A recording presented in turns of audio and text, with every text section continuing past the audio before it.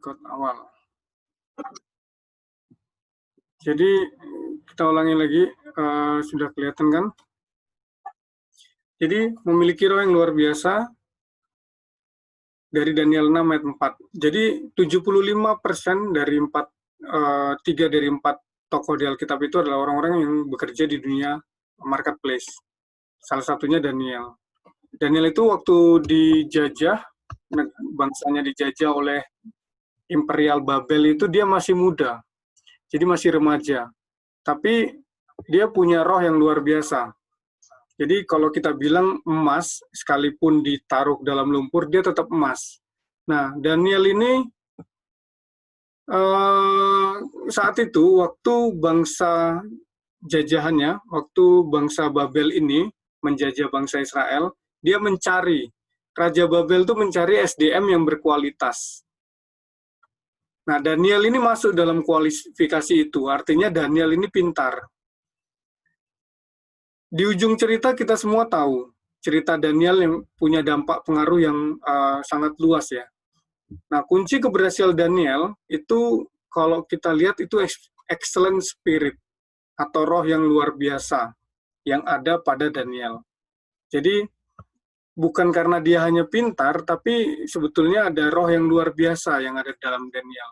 Kalau Daniel 1 ayat 4 itu Raja Babel mencari SDM, dia temuin Daniel, itu pintu masuknya. Jadi Daniel itu dari awal udah pintar, kemudian dia punya kualifikasi itu, tapi yang menentukan kunci keberhasilan Daniel itu adalah excellent spirit, atau roh yang luar biasa yang ada pada Daniel. Excellent spirit itu ada 4, kira-kira begitulah ya. Yang pertama, apa itu excellent spirit? Yang pertama, excellent faith. Yang kedua, excellent relationship, kemudian excellent integrity, dan excellent work. Itu yang ada di dalam Daniel, 4 itu. Jadi kalau dulunya Daniel dulu awalnya adalah orang kaya. Ketika dia dijajah sama bangsa Babel ini, dijajah dan dijadikan budak. Nah, dia tiba-tiba dari orang kaya itu menjadi orang yang budak gitu. Dulu zaman bangsa Israel saat itu dalam masa tekanan, dia menjadi minoritas. Di saat itu adalah bangsa Israel adalah minoritas di dalam kerajaan Babel. Tapi itu nggak mengubahkan takdir nggak mengubahkan masa depan Daniel yang cemerlang ya. Itu emas kalau ditaruh di dalam kubangan pun dia akan tetap jadi emas. Mau ditaruh di atas genteng juga dia emas gitu. Mau di tanah kotor juga emas. Nah, harusnya kita juga sama tuh di dalam pekerjaan kita. Ketika kita ditempatkan di mana saja, kita harusnya bisa bersinar juga. Nah, kita tahu Daniel tuh punya dampak pengaruh luas ya, sampai akhirnya raja itu mengeluarkan maklumat. Maklumatnya begini. Bersama ini di Daniel 6 ayat 26. Sampai ini pengaruhnya Daniel ke raja itu. Jadi dia bilang gini, bersama ini kuberikan perintah bahwa di seluruh kerajaan yang kukuasai, orang harus takut dan gentar kepada Allahnya Daniel. Sebab dialah Allah yang hidup, yang kekal untuk selama-lamanya. Pemerintahannya tidak akan binasa dan kekuasaannya tidak akan berakhir. Itu pengaruh besarnya Daniel kepada raja saat itu. Raja Babel itu akhirnya dia memberikan maklumat. Raja memberikan maklumat kepada seluruh kerajaan yang dikuasainya. Sedemikian hebatnya Daniel mempengaruhinya. Nah, kuncinya itu tadi, excellent spirit. Nah, kita mau bongkar dulu nih, excellent spirit 4 ini, yang excellent faith, excellent relationship, dan lainnya, itu kita akan bongkar satu-satu. Apa itu excellent faith? Nah, excellent faith ini tidak kelihatan dari luar, tetapi menjadi dasar yang teguh dalam kehidupan Daniel. Yaitu hubungannya yang baik dan intim dengan Allah. Daniel ini membaca kitab Nabi waktu itu ya, khususnya Nabi Yeremia, yang banyak menginspirasi hidupnya.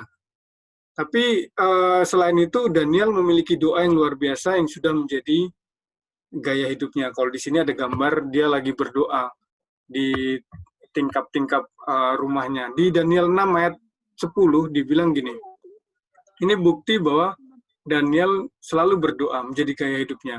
Daniel 6 ayat 10, saya bacakan aja.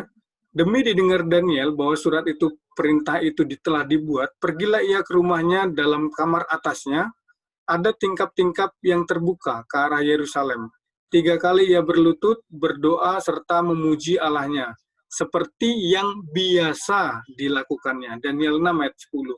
Artinya, Daniel ini ketika dalam tekanan dia berdoa. Ketika didengar bahwa ada surat perintah yang sudah dibuat yang menyebabkan dia bisa dihukum, itu dia berdoa. Ketika dia tertekan, dia berdoa. Nah, gimana dengan kita? Ketika kita sibuk, kita bisa nggak online cool kayak gini, puji Tuhan. Tapi kalau kita terlalu sibuk, terus nggak bisa cool, nggak bisa ibadah, terus nggak bisa berdoa, itu malah jadi aneh gitu. Kalau Martin Luther King bilang gini, aku sibuk karena itu aku perlu berdoa. Jadi doa itu menjadi gaya hidup. Bukan hanya saat senang, tapi saat tertekan juga malah dibutuhkan. Nah, itu excellent faith. Artinya apa? Artinya tidak kelihatan dari luar, tapi adanya di dalam, yaitu hubungan yang baik dan intim dengan Allah. Ini yang Daniel punya, yang pertama. Spirit yang pertama, yang roh yang luar biasa itu. Kemudian yang kedua adalah excellent relationship. Nah, excellent relationship ini, Daniel itu nggak hanya memiliki hubungan vertikal yang baik sama Tuhan, tetapi dia juga memiliki hubungan horizontal dengan sesama. Kalau dibilang yang sekarang cool yang kita ini hubungan horizontal, nah kita sama Tuhan itu hubungan vertikal. Nah, Daniel seperti itu. Selain kepada Allahnya yang pertama tadi excellent faith, dia juga kepada teman-temannya juga dia ada hubungan yang intim gitu. Maksudnya pertemanan, persahabatan. Jadi ada Sadrak, Mesak, dan Abednego ya yang kita tahu. Nah itu ada sahabat-sahabat merekanya.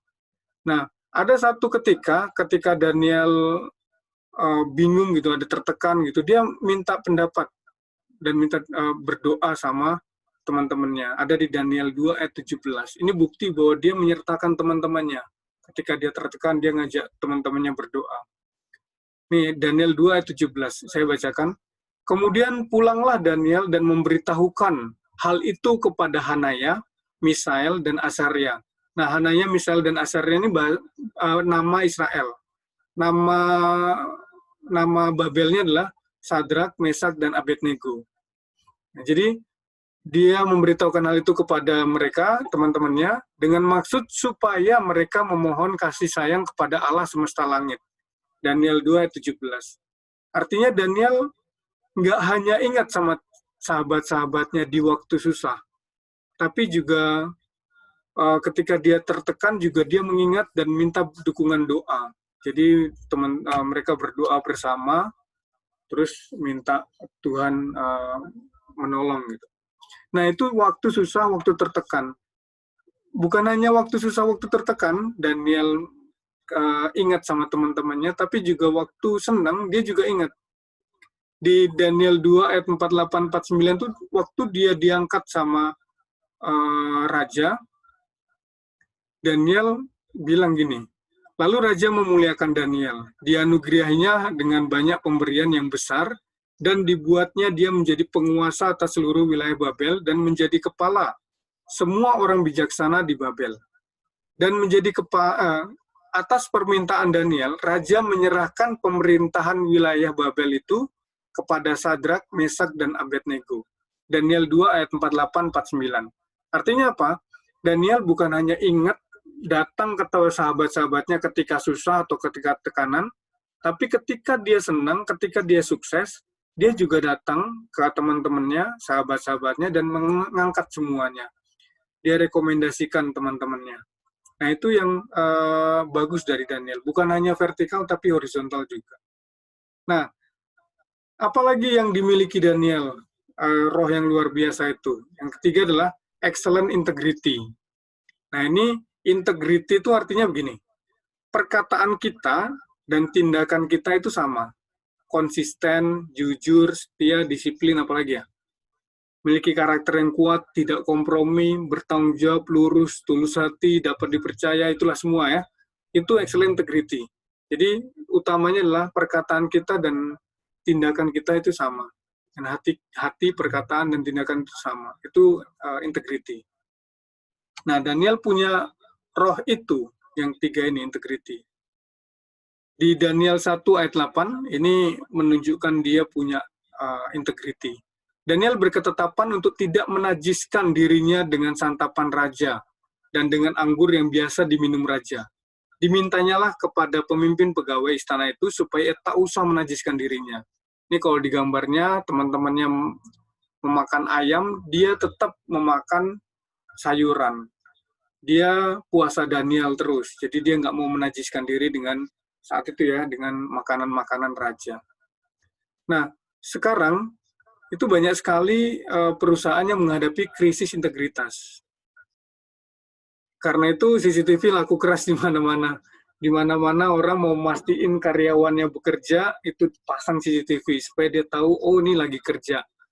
Di mana-mana dipasang supaya kalau ada dia nggak kerja langsung dapat nih. Itu CCTV laku keras tuh. Supaya apa? Memastikan bahwa ketika nggak ada orang, karyawannya itu kerja tuh juga. Nah itu perusahaan-perusahaan itu krisis integritas. Nah, harusnya ketika kita kerja di sebuah perusahaan, harusnya kita nggak perlu CCTV ya.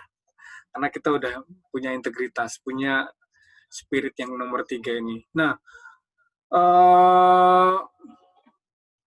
ada lagi industri 4.0 itu berkembang. Artificial intelligence tuh sekarang lagi dikembangin di mana-mana. Artinya pengoperasian robot-robot menggantikan peranan manusia. Karena robot dianggap lebih dapat dipercaya daripada manusia. Robot ketika nggak dilihat, dia tetap kerja. Dia tetap kerja, punya integritas. Nah, itu ini yang dimiliki sama Daniel. Excellent integrity. Terus yang nomor 4 yang dimiliki Daniel, apalagi yang roh yang luar biasa itu? Yaitu excellent walk. Nah, ini yang paling menonjol dari Daniel, itu bukan kehidupan religiusnya kalau kita baca di Daniel, tapi performance kinerja Daniel. Jadi yang menonjol itu performance kerjanya. Di Amsal 22 ayat 29 dibilang gini, pernahkah engkau melihat orang yang cakap dalam pekerjaannya? Di hadapan raja-raja ia akan berdiri, bukan di hadapan orang yang hina. Nah, sebetulnya iman excellent itu harusnya termanifestasi menjadi etos kinerja yang excellent juga. Jadi kalau kita imannya kuat, kita punya etos kinerja yang excellent juga harusnya. Jadi dampak seperti Daniel ini bisa terjadi. Di Daniel 5 ayat 12 dibilang gini, karena pada orang itu terdapat roh yang luar biasa, pengetahuan dan akal budi, sehingga dapat menerapkan mimpi, menyingkapkan hal-hal yang tersembunyi, dan menguraikan kekusutan, yaitu Daniel, yang dinamakan Belsasar, oleh raja. Baiklah sekarang Daniel dipanggil dan ia akan memberitahukan maknanya. Nah itu, saking Daniel berdampak yang bagus di tempat kerjanya. Jadi kehadiran Daniel bukan sebagai troublemaker, tapi sebagai problem solver. Jadi lakukan tugas pekerjaan kita dengan excellent, dimanapun kita ditempatkan, di hutan sekalipun, atau di kantor, atau di kota, kita pasti akan diangkat Tuhan. Kalau kita punya 4 spirit yang seperti Daniel ini. Jadi kesimpulannya, dengan kuasa Roh Kudus, kita melakukan perbuatan-perbuatan gagah perkasa. Bukan karena kita mampu, tapi karena kita punya roh yang luar biasa, seperti Daniel. Jadi, itu yang lebih mempengaruhi daripada skill ataupun yang lainnya. Jadi, yang terakhir, kakak ambil dari kutipan dari Bapak Jakobus S. Wibowo gini, lakukanlah hal-hal yang luar biasa dengan melakukan hal-hal biasa dengan roh yang luar biasa. Jadi kuncinya adalah roh yang luar biasa. Lakukanlah hal-hal yang luar biasa dengan melakukan hal-hal biasa, tapi dengan roh yang luar biasa. Jadi kuncinya tuh ada yang roh yang luar biasa itu. Bukan kita melakukan banyak hal, segala macam yang luar biasa, tapi kuncinya adalah roh yang luar biasa itu, yang membuat perbedaan pekerjaan kita dan pekerjaan orang yang belum kenal Tuhan. Itu aja dari saya, sharingnya. Terima kasih, Tuhan Yesus memberkati kita semua. Amin.